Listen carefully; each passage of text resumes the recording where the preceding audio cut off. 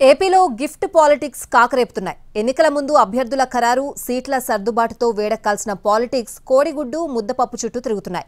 మంత్రి అమర్నాథ్ కు నారా లోకేష్ కోడిగుడ్డును బహుమతిగా ఇవ్వడం, రిటర్న్ గిఫ్ట్ అంటూ అమర్నాథ్ లోకేష్ కు కుండలో ముద్దపప్పును తీసుకురావడంతో వివాదం హీటెక్కింది.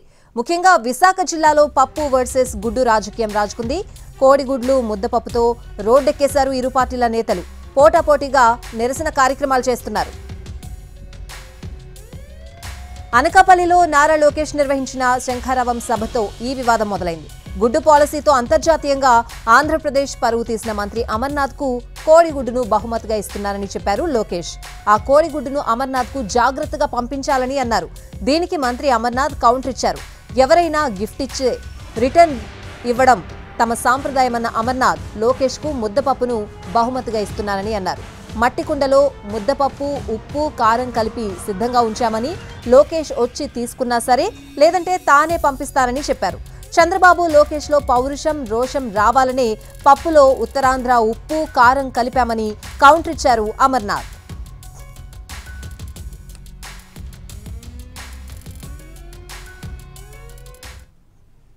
లోకేష్, అమర్నాథ్ మధ్య రాజుకున్న ఈ గిఫ్ట్ రాజకీయం ఇప్పుడు తీవ్ర స్థాయికి చేరింది. రెండు పార్టీల నేతలు కోడిగుడ్లు, ముద్దపప్పును చేతిలో పట్టుకుని నిరసన తెలుపుతున్నారు.